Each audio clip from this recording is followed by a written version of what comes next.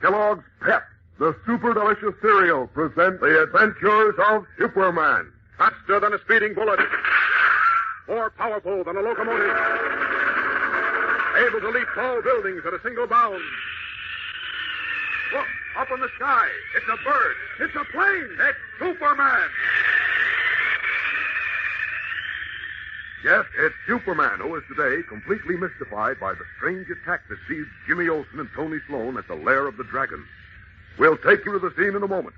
But right now, here's Dan McCullough with an important V-Day reminder for you. Say, gang, I guess you're just about as excited as I am today at the good news. It is swell, isn't it?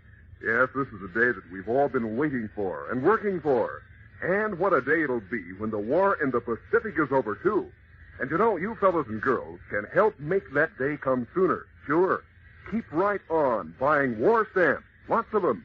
Keep on collecting every bit of waste paper. Save scrap metal. Keep on doing the splendid work you have been doing right along. Remind your friends and your neighbors that they must continue to save every bit of used fat and turn it in. And you girls can help Mother with the mending, too. It's important to make things over and make them last as long as possible. In fact, there are countless ways in which you can help. And believe me, those boys in Europe really appreciate all that you fellows and girls have done, and the boys in the Pacific are counting on you to go on doing the same thing for them, too. So, gang, the harder we all work, the sooner all our boys will get back home. And then we can really celebrate. And now, The Adventures of Superman. Unaware that Jimmy Olsen had been trapped by the Dragon, a mysterious Japanese whom Clark Kent believed was responsible for the disappearance of Tony Sloan, a Daily Planet war correspondent, Kent permitted himself to be captured by a henchman of the Dragon. Taken to a house in San Francisco, Kent found Jimmy and Tony in the custody of the hooded Jap, who told the three Planet reporters that they were about to die in the same strange way in which the Nips planned to eliminate our armed forces. Left in a locked room with Kent, Tony and Jimmy suddenly declared that the flowers in the wallpaper were leaping out at them. And a moment later, they lost consciousness. As we continue now, Kent, puzzled and alarmed, has resumed his true identity of Superman. Listen. Can't understand it. Something strange in this room, and I don't know what it is. I've got to get Jim and Tony out of here in a hurry. Up with them. There we are. Now, out through that boarded window. Away!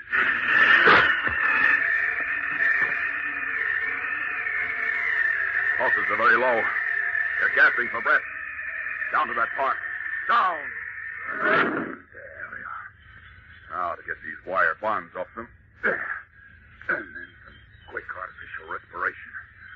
See now. Out goes the bad air. In comes the good. Out. Snapping the wires from the arms of Jimmy and Tony, the man of steel kneels over them, working their arms and forcing air into their gasping lungs. After several anxious minutes... Where? What? Jim's coming around. Tony's still out, though. What happened? You're all right, Jim. I can't seem to bring Tony to. Oh, wait a minute there. Now he's coming around. Another moment or so, and he ought to be okay. The flowers. Ted. Jim. Everything's all right, Tony. Leaping lizard. Superman. That's right, Jim. Feel all right now? Sure. Mr. Kent, Tony, look, it's Superman. Huh? Superman? Are you really Superman? Yes, I am. Mr. Kent, where's Mr. Kent? Kent's all right. But where is he? He was in that room with us. I know. That's right. Where is Kent? He's all right, I tell you. Now, look, you fellas stay here and rest. I'm going back to that house for the Dragon. Up and away! There we are. There's the house. I don't see the Dragon, though. Well, I'll just go down there. Great Scott. The whole house blew up. There's not a stick of it left. Shocked by what he has just witnessed, Superman hovers above the great gaping hole in the earth where, but a moment before, the Dragon's house had stood. Then, after a quick search of the neighborhood, he drops to earth. A few minutes later, once more in his guise of reporter Clark Kent, he enters the glade in the park where Jimmy Olsen and Tony Sloan have just risen unsteadily to their feet. I wonder what that explosion was. Well, it sounded like a bomb or something. It wasn't a bomb, Jim. Well, then what? Mr. Kent. Kent. What happened to you? Well, I was just Superman said you were okay, but when you didn't show up, we got worried. Yeah, we were just going to look for you. Well, I went to look for the dragon, but I was too late. Too late? Uh-huh. Afraid he got away. I reached his house just as it blew up. That was the explosion you heard. Wow. I don't know how it happened. There's nothing left there now except a huge hole in the ground. Holy mackerel. Do you think the dragon was blown up? No, Jim. I'm pretty sure he wasn't. Well, what makes you say that, Kent? If the whole house was blown up. I was right above, right outside the house just before the explosion, and I'm reasonably certain the dragon wasn't in it. But you couldn't see in the house, Mr. Kent. Maybe he was... Just the same, I'm almost positive he got away, Jim. That is, Superman scoured the neighborhood, but couldn't find a trace of him or his gang. The police are searching now. Wish I knew what caused that horrific explosion. Oh, maybe the dragon had dynamite planted in the basement. So when he makes a getaway, he can wash out all evidence. Oh, that's what I thought at first, but enough dynamite to blow the whole house and foundation out of the ground, to not leave a single brick or stone standing, would have to be planted in more than one place. And that would have caused more than one explosion. Yeah, that's right, Clark. I only heard one, though. Yeah, so did I. There was only one. I can't figure it out. And another thing that bothers me are those strange symptoms you fellas had before you lost consciousness. Thinking the flowers in the wallpaper were jumping out at you and not being able to breathe. I don't understand that either. Great Jupiter, I forgot about that. What? Why, of course. Huh? Of course what, Tony? What happened to us in that room and the house blowing up so mysteriously? That was all done by the dragon's secret weapon. His what? His secret weapon. The one I was tracing all over the South Pacific until I was wounded. Oh. Hey, look, Kent. Don't you remember what the dragon said? That Japan would destroy our troops in the same way that he was knocking us off? Well, yes, but What's that? See? That's how he plans to do it. With the secret weapon he used on us today. Unless we find out what that weapon is and learn how to deal with it, well, it'll cause a lot of grief and maybe cost a lot of lives. Jeepers. But... Just a minute, Jim. Look, Tony, I think you better tell us all you know, and quick. Okay. Come over to that bench. My bum leg won't hold me up anymore. Oh, here, wait a minute. Let me help you. There you are. Hey, if only I hadn't been wounded and nothing had happened to Sing Song, I might have had all the answers by now. What answers? And what sing-song? I'll tell you in a minute. Here. All right, better on this bench. I can talk now. Well, start talking, Tony. What about the secret weapon? How'd you disappear from that hospital ship? And what about those air squadron buttons? Easy, Jim, easy. Let him catch his breath. Oh, I'm all right now. You say the police are after the dragon, Kent? Yeah. Let's hope they have better luck finding him than I did. Oh, they've got to find him. Oh, but I got to tell you about this so you can help me. I guess I'd better start from the beginning. Uh-huh. Well, it began when General MacArthur decided we were ready to take back the Philippines. The big bombers started what they called their milk runs then to soften up Luzon. And I went along on a couple of the flights as correspondent. On my second flight, we caught a lot of flak, and one of our motors went out. Uh-huh. We were limping back home as best we could when about a dozen Jap Zeros jumped us. Jeepers. Yeah, our gunners knocked down four of them, and the others turned to run. All but one devil who decided to win his way into Jap heaven by coming at us head on. Wow.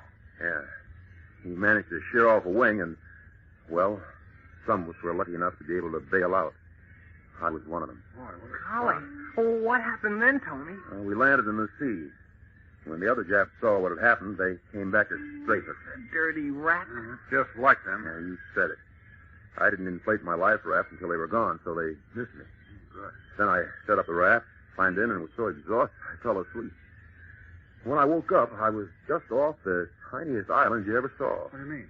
Well, it was about the size of a small backyard and had just one stunted tree on it. What? And sitting by the tree with his head bowed was a native. Oh, just him alone on that little island? That's right, Jim. I called to him, but he wouldn't look up. So I paddled ashore and called to him again, but still he wouldn't look up. First I thought he was dead, but when I walked over to examine him, his eyes opened and he looked up at me. He was a fine-looking native, about 25. But in all my life, I've never seen such suffering etched in a man's face. I've seen lots of war. Golly. Who was he, Tony? He was the only man in the world, except for Hirohito's war cabinet, who knew of the existence of the dragon's secret weapon. The weapon with which the Japs like to think they'll win the war. God. Well, how did he know? He was the only man in the world, other than the Japs, who had witnessed a demonstration of the dragon's amazing weapon and lived to tell about it. Jeepers. Well, what is it, Tony? Well, I'm coming to it, Clark. Naturally, I asked him who he was and what he was doing all alone on this tiny island. that didn't even have a hut on it. He had a long native name I couldn't pronounce, but it sounded something like sing-song, so I called him that. The first thing he told me, I didn't want to believe. But later, when I looked at my maps, I found he was telling the truth. He started his strange story with 2 days ago. This was large island. Trees, flowers, much fruit and vegetable grow. Much fish in sea. All so pretty. 3,000 people live here. All so happy people. 3,000 people? Are you kidding, sing-song? What you say, Tony Sloan? I say, you don't expect me to believe that, do you? You must believe. I tell truth. Oh, yeah? Well, this was a large island with 3,000 people on it. What happened to the land and to the people? I tell. 2 days ago, warship come here. Small yellow-skinned men come off boat with guns. Leader say, we Japanese own whole world pretty soon. We're headman. Japs, huh? Yes. Headman, my father. Mm-hmm. He say, what you do here with guns? Jap leader say, we come do you great honor. We make experiment here with great new weapon. If works, all of you die for emperor, go to honorable Japanese heaven. Then we kill all Yankee dogs and own whole world. Why, that's dirty. What do you mean? My father, he asks that. He say, we happy people here, we not wish to die for your emperor. Then Jap leader say, insolent dog, shoot him. Then they shoot my father. Many of us try to stop them. They laugh and kill, shoot some, hit some on head with guns. Many people run away and hide. We peaceful people. We no have guns. We no fight back. Yeah. Well, what happened then? Jap leader and 6 others climb on old dead volcano. Jap leader throw many little pieces colored paper in air. He hollered, blessing on my noble cousin, son of heaven. Pretty soon, they come down again.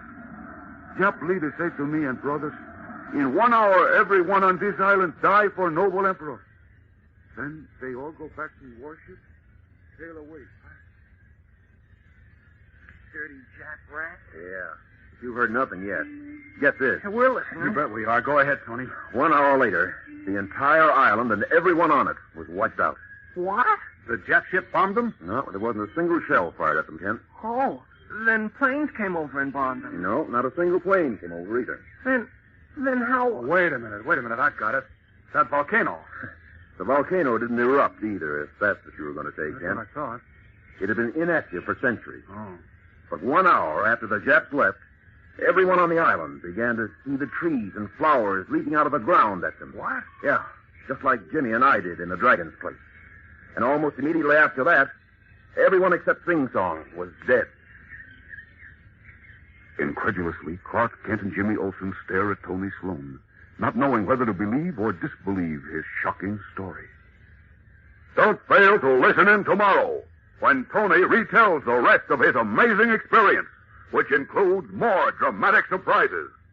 So tune in, same time, same station, and follow the adventures of Superman. Faster than a speeding bullet.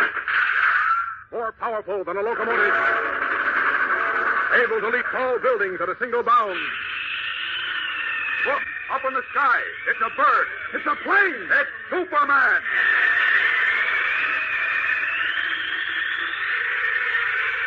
Fellows and girls, be sure to follow the adventures of Superman. Brought to you every day, Monday through Friday, same time, same station, by the makers of that super delicious cereal, Kellogg's Pep. Superman is a copyrighted feature appearing in Superman DC publications.